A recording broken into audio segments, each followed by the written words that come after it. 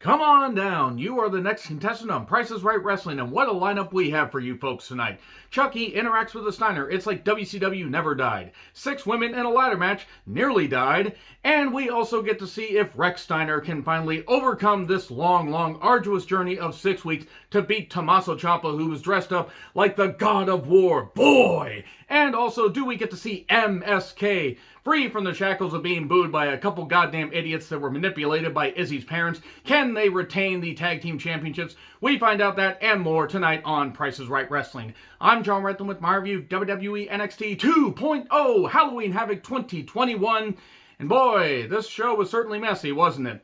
I'm not going to say it was as egregiously bad at its worst as last year's edition was, even though last year's edition they did the best they could, considering they were still in the midst of the pandemic. And by the way, we are still in the midst of the pandemic, even though we're getting the vaccination rates and all that. So vaccinations, life is your creation. Just get the needle stuck in you, guys. It's not really going to hurt you that much. It'll hurt you a whole lot more if you don't.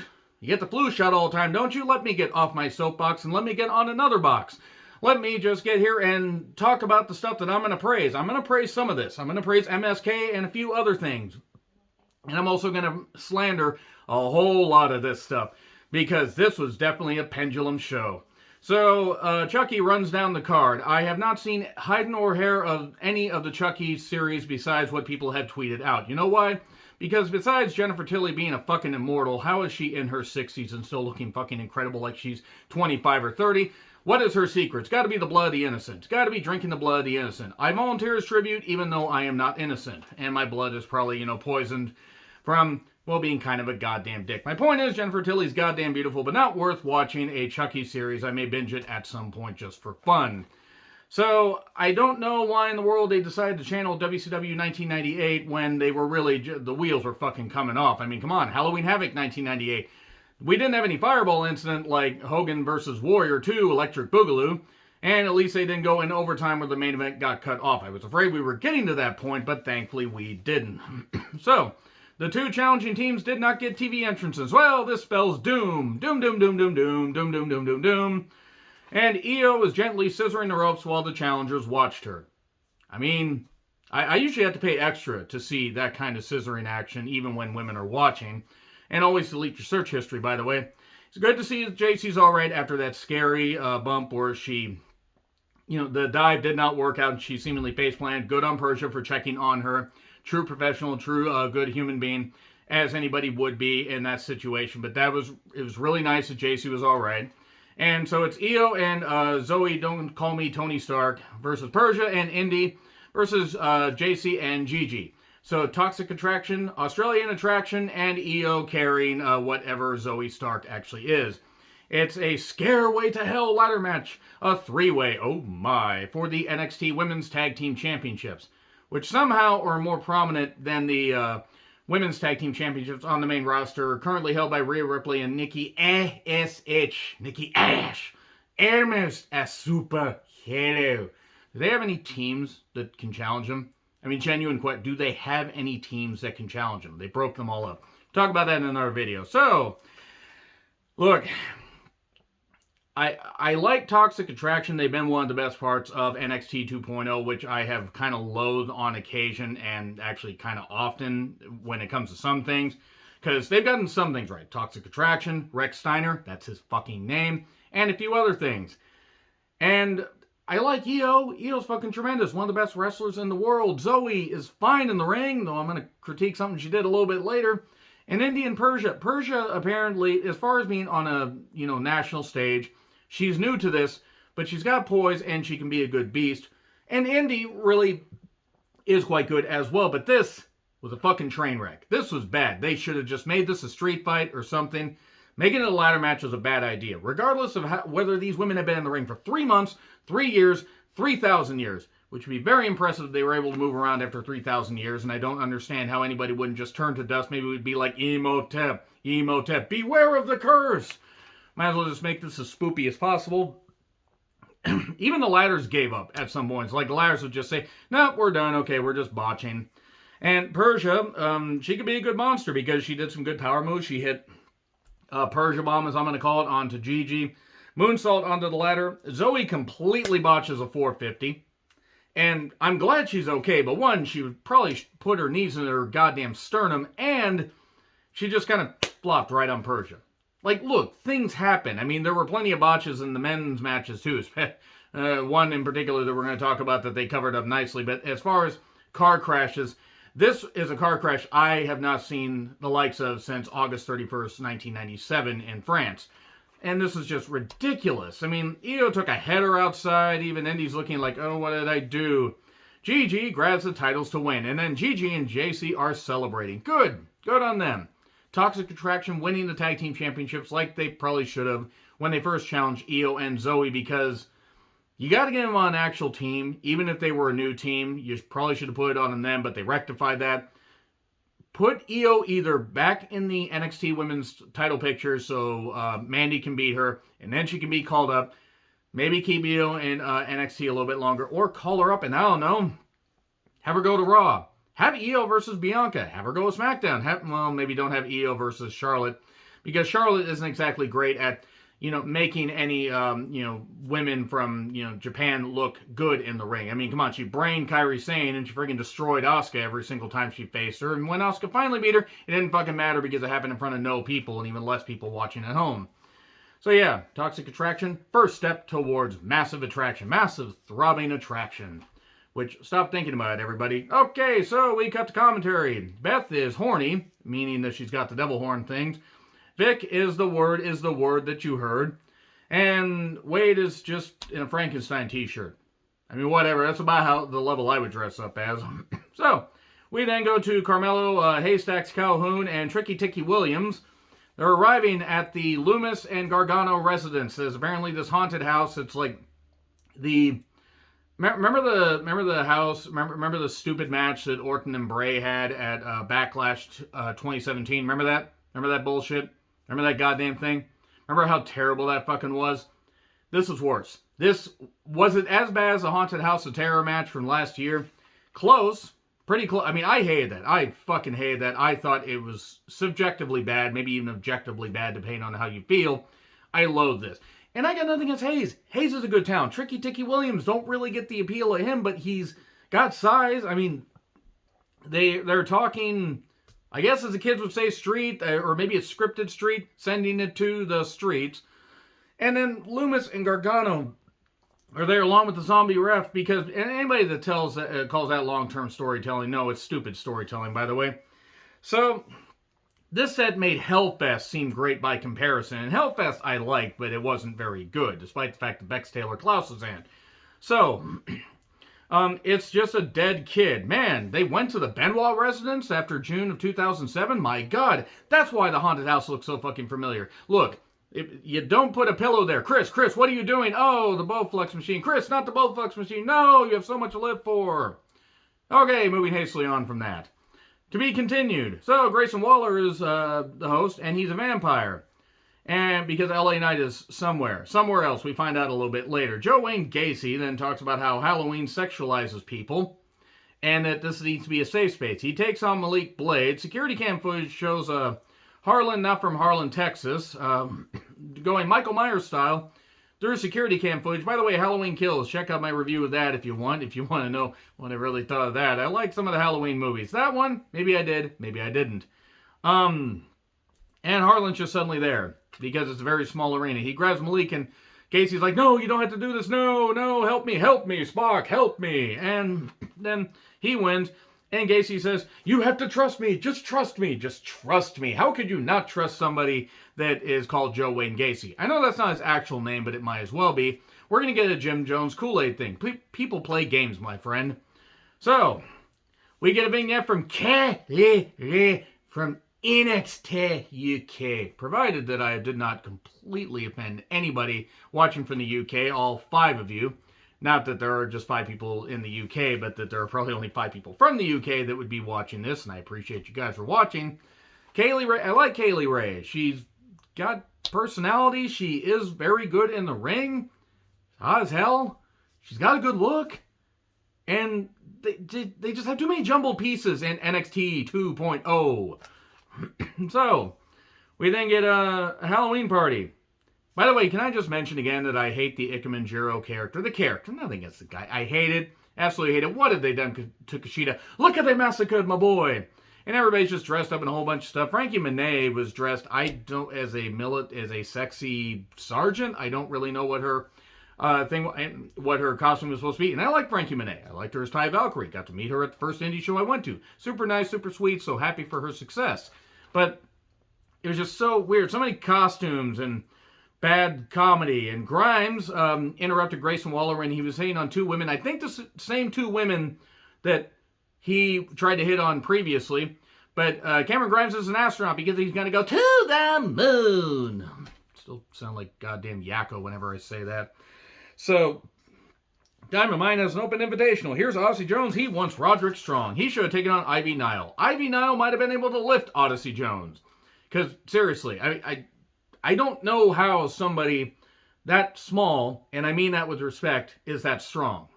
Odyssey, he's very good. They have a match, and it was what it was. And nothing against the Diamond Mine talent. I don't get it with Malcolm Bivens. I don't. I got nothing against the guy. I just don't get it. We get interference, we get a knee strike. 1, 2, 3. It was fine. It was fine for what it was. Let's move on. Imperium had subtitles ready. That's a good thing. And then they had to have Mackenzie act like she understood any of that. Now, maybe she does. I don't know. Mackenzie could have studied what is stuttered. She could have stuttered whatever language and then studied that stutter as well. And if you studied the stutters that she studied, you know they were well stuttered. So she was like, oh, nodding, And Imperium is ready to implement the final phase of their plan to retake the NXT Tag Team Championships. Mandy is new with wings. I'm Mandy Rose. Red Bull gives you me. So, we get more party stuff. Lash says that Tony can be on her show. That is the only appearance for Tony D'Angelo, who's pretty much one of the most over people on the NXT 2.0 roster. And Duke's Poker Room. Man, Duke just there in a smoker's jacket. Stop thinking about it, Noah. I know you're thinking. Stop it. You get some help. And Zion Quinn puts Robert Stone as Elvis through a table. Why? Because he's Robert Stone. So Raquel is on a trike. She's on a tricycle and everything. And wearing Sir Isaac Lime's gear. Actually, she skinned Sir Isaac Lime and decided to wear him. If you get that reference, my God, you are old like me. It's a Chuck E. Choice match. It's not Chuck E. Cheese. It's not up Chuck E. Cheese. If you've ever had Chuck E. Cheese pizza, boy, I remember even having it as a kid. And I loved the fact as a kid I could go there and it was really cool. But guess what? The pizza, kind of shit. Do they have Chuck E. Cheese's anywhere in your guys' area? I think they have one, like 40 miles from me. So anyway, Trick or Street Fight.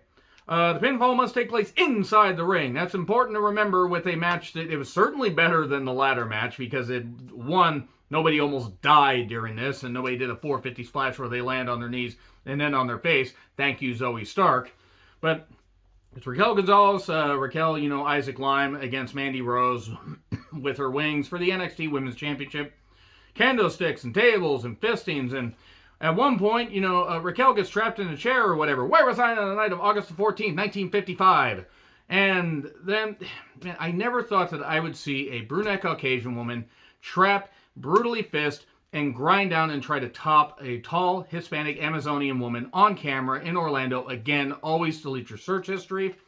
And we did get some good stuff here, but we also got some sloppy stuff. Like she dived on the chair and tried to pin Raquel there, and they either forgot to tell Mandy that pinfalls take place inside the ring, or Mandy just forgot. These things happen, but again, not the only botch on the show. We get a step spot. It was nice at the end because of what happened, but this was not very good. It was messy. It was convoluted. We did get a chair in the corner while everybody's staring up at the spotlights, wondering, ooh, this shiny thing. So we get a step spot, spear through the table, and then suddenly this cloaked figure that is obviously Dakota Kai hits Raquel in the back or whatever. She shovels her. Every day they catch me shoveling. And Mandy covers 1, 2, 3. New champion. Toxic Attraction has all the gold while JC does a little dance while wearing her belt. I'm not saying, but I'm saying. And it's like, man, they're the tag team champions, and I would like to be tag team. Okay, app crashes. Horrible. God, why would I ever say such a thing? And suddenly the hood's taken off, and Dakota displaying her pink on NXT TV once again. Dakota Kai pretends to be shocked. Ow. But seriously, it's always great to see Dakota's pink on television. And I guess she's going to get revenge on Raquel. They're going to call Raquel up, and they're going to have Dakota stay in NXT 2.0. Which honestly, after she lost to Raquel, they had her wrestle on in dark matches. They ever have her on TV? I don't think they did. And I like Raquel. As far as a worker, I think that with the right people, she can do some good stuff.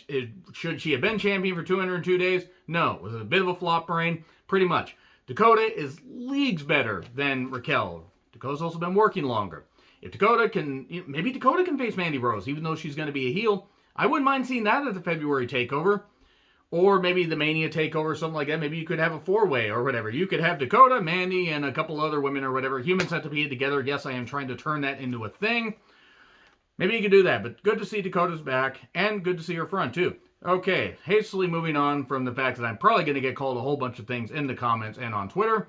Hayes and Tricky Ticky Williams are reacting to an old woman, a witch, and a rotting guy. I think the rotting guy was whatever, brain capacity was used to come up with this goddamn shit. This was shit. This was utter... This is some of the worst television that has been done between WWE and AEW television. If I'm going to knock AEW television for all the bad comedy they do with the elite, beat the meat, you get the point. If I'm going to knock that, and I'm going to knock any other shit that they did last year and this year. This is terrible. This is supposed to be the premier league. And no, I'm not talking about soccer or football and the rest of the civilized world. I'm talking about this big company that has these big TV contracts and should know what the fuck they're doing, and they do this kind of stuff. Hayes and Tricky Ticky Williams did the best they could, but they are only so good, and I do hope that Hayes comes up with a different finisher, because pretty soon, his hips are going to goddamn hate him. They're not even going to lie, they're just going to hate him. So, why was Andre Chase there? Why did he take his class to a field trip? They implied that his class was killed in the woods. Nobody Sleeps in the Woods Tonight. My worst movie of last year. Sorry, spoiler. And a complete atrocity. Zombies. What's in your head? Next year, let's do Halloween in my place. And everybody does the thumbs up thing. So we got the North American Championship back. That was the whole point of this. And guess what? Guess what I basically said here? I was about to say, fuck this show. I'm not even going to watch the rest of it. That's how bad this was. This was horrible. Absolutely horrible. But then, Grayson... Van Perella suddenly shows up, and LA Knight is here. And it's vamp on vamp action. It's, man, LA Knight, and today, the day becomes night. It's like the fangs of night. I don't really know what I'm on about anymore. They're talking, and then Solo Sikoa shows up. Solo Sikoa, vampire hunter. He lays out Grayson Waller, and Knight's like, okay, what did this do for LA Knight? Nothing against Solo Sikoa. He got a pretty good reaction there. Oh, and MSK have their own DJ, MSJ. Okay, let's have a little brief rant here. According to reports, have you been hearing a lot of boos for MSK? Apparently, one of the MSK members, I don't remember which one, so I'm not going to say. I'm not going to, accuse one or the other. Mention that Izzy, should not be taking a chokeslam at her young age, which is true. She shouldn't be taking a goddamn chokeslam, and apparently her parents got all upset. Her parents, the inbred brainless slugs that decided to basically prop her up as their version of Britney Spears because they think that she has actual talent. Let me just make this clear, by the way. The people being creepy towards Izzy as far as her looks or anything, she's still a kid. You don't fucking do that. That's fucking gross. That's predatory. No shock that you probably are all Velveteen Dream fans. Don't fucking do that. Don't fucking do that. There are plenty of other reasons to rip on this goddamn stupid kid. Like the fact she's got goddamn stupid parents. Parents that apparently told their friends, hey, let's go boo MSK because they said the right fucking thing about their daughter. Their daughter that they sent to train with a convicted, known pedophile that is still allowed in wrestling, Chase and Rance, a guy who, if he is ever allowed on any mainstream wrestling broadcast, deserves to have the fans storm the ring, chased out into the goddamn streets with pitchforks and torches and everything. He does not deserve to be there at all. Amber Nova doesn't deserve to be there either. People by proxy. Moose, yeah, fuck Moose. In fact, he's the Impact World Champion. He wants to train with Chase and Rance. Fuck you, Moose, you goddamn woman beater, you goddamn piece of shit. And also, maybe if Izzy had better parents, maybe if her parents had any intelligence, anything up here, they wouldn't have sent her to train with a convicted, known pedophile. and put their daughter in danger like that, but that's okay because she's going to be successful. You know what? Sasha was right to make Izzy cry, and I know it was a spot and everything, but that's what you get, you little stupid shit. And also, maybe if you had better parents, you wouldn't be supporting a known racist that is only sorry she got caught but never actually apologized, Tessa Blanchard, because whoever... I don't remember the name of the exact the talent, but the talent she spat on and everything and called the N-word was apparently part of the AEW Dark Universal tapings. She got to AEW, the same company that employs her dad, before Tessa did. You know why? Because Tessa's so goddamn toxic. So toxic that, wow, women of wrestling decide to lean into it and say, nuclear heat, this kind of stuff. And I'm just going to say right now, I used to support WoW. And I would have continued to support WoW if I had Access TV. And I would have even found a way to maybe, get that so I could have watched it whenever this relaunch happens. I think it happens sometime next year. I hope it fucking fails. I hope it gets fucking pulled. And I hope every single woman that is there that has talent gets hired by another company. So yeah, Izzy, maybe if you made better life choices or whatever and you had parents that actually weren't goddamn idiots, you wouldn't be picked on so goddamn much for being a stupid goddamn twat kid. But... don't sexualize a goddamn kid. There are plenty of other reasons to pick on this goddamn idiot, and she deserves it. The parents deserve it. So I don't fucking care. MSK, tremendous fucking team. And they weren't getting booed as much. Almost like they took these goddamn stupid twats, these idiots, put them out there and said, you don't deserve to be here because we want actual wrestling fans, not people to hold a goddamn grudge. Because I wouldn't know what it's like to hold a goddamn grudge. I've never held a grudge as a wrestling fan. But the whole point is if you're going to be part of a live studio audience, you want to make sure that you actually support the right town. So, MSK! They got their big entrance and everything. We also got a Zion Quinn package. Imperium did not get a TV entrance. My goodness. Could the actual thing be true? Could the thing be true? That's definitely how that cliche works. Spin the wheel. Samantha Irvin. My goodness. My goodness. Somebody told me there was a kid next to her that was the NXT fan of the night. I didn't notice. I was too focused on her. It's a lumberjack-o'-lantern match. So everybody comes out dressed as, in costumes. Von Wagner has come dressed as, I don't know. And I don't know what O'Reilly was dressed as. Maybe he was the Limu Emu guy. What have they done to Kushida? Genuine question. What have they done to Kushida? Why were their guys dressed up like the peanut butter jelly time bananas? I don't fucking get that. Why was this happening? Oh, people are like, Halloween is supposed to be fun. Halloween Havoc is meant to be fun. Yes, the older Halloween Havocs had people dressed in costumes and everything. And they also had Barry Windham cut his hair to look like Sting and then get pinned by Sid so Sid could win the world title and then not win it because Sting would come back and it was sloppy. Fuck you, Jim Herd. But this, Imperium, Eichner and Bartel, the thickness of Eichner. Stop thinking about you know who you are. I know you're thinking about MSK, Lee and Carter. One of my favorite tag teams. I would actually argue that... Among the three teams I love the most in wrestling today, FTR, Guerrillas of Destiny, MSK. MSK are exciting. They've been part of a couple of my favorite matches of the year, at least as far as like stuff I wrote down on my notes. Judging by, even though I picked on a lot of shows and I'm picking on this one, I'm probably going to have to make that a top 30 with some honorable mentions, or 25, whatever. But MSK is fucking dynamic. Imperium, they're also very good, even when Balter isn't there. And this shit's bananas, B-N-N-A-N-A-S, a shit is bananas, and Duke Hudson was just admiring and avoiding all the fistings. Noah, you stop thinking about it. Stop thinking about it. It's Poker Room, not Poke Him Room app crashes. So, I hated all the costume stuff, but that being said, was the match very good? Yes, it was. Were there a few awkward spots? Yeah, there were. I mean, there were quite a few awkward spots during this whole show. MSK, they're a great team, good pace, nice clash of styles. We get a dive by Lee onto everybody. I mean, he just lays everybody out. Carter does a cutter, I believe, on Bartel. They don't exactly catch Bartel very good. He kind of goes splat. And the Lumberjacks leave. They just fight off. They're like, we're going to do this. I don't know why they would have fought off like an ow. And then a Destroyer up the top. A Rascal Flatliner, as I keep calling it, because they were the Rascals in Impact Wrestling. European Bomb, 1, 2, 3. It's called the Imperium Bomb, and I'm going to call it the European Bomb because that's the right thing to do. And they got the victory. New champions implementing the final phase of their plan, and they are new tag team champions. Good stuff. We got a video package on Ciampa and Steiner. Rex Steiner time. Man, he is fired up, and my God, it is like watching his dad. I mean, seriously, he's basically a clone of his dad. I mean, he's got the intensity of his uncle also. I mean, he basically is just if you took Rick and Scott and Human Centipede them together, and yes, I'm going to continue to say that. Human Centipeded Steiners. Gross. The big bad booty daddy takes on a whole new meaning there. So Chucky says, I hope being a loser doesn't run in the family. That was pretty funny. Good call. I will say that. So Ciampa with blue on him to represent Kratos. Blue Lives Matter, Kratos. And if you know, you know. So Rex Steiner versus Ciampa. Now, I'm not saying I'm totally happy with the finish, but I get it. Rex has only been wrestling. I'm going to call him that, by the way, because the other name is stupid. But Rex, he's only been wrestling since February of this year. And he is this good.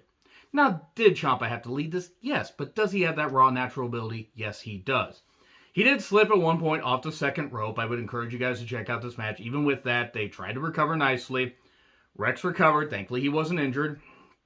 There was a Frankensteiner. He hit the double arm underhook suplex. Very nice stuff. Channeling his uncle. We get a bump on the concrete. DDT style. And then Rex is bleeding, making him the victor. Oh, no. Fairy tale ending for 2. Knee strikes. Fairy tale ending for 3. So Ciampa retains. Think about this, though. They've only had, like, a month-long build, 6 weeks, month-long, at the most. It's not the worst thing in the world if Rex eventually wins. You can do this and give him some undercard feuds, give him a little bit more time, and have him win at WrestleMania. Now, they might hotshot him and call him up after WrestleMania. They might do that. They might not give him the goddamn championship. And who knows if he needs it. Now, I will say this. If Ciampa does not lose the championship soon, it's going to get watered down. But anyway, I will say this much. It was definitely an odd show. It was a mix of good and bad and indifferent. But we here at Price is Right Wrestling would like to remind you to control the pet population. Have your pets spayed or neutered. Goodbye, everybody.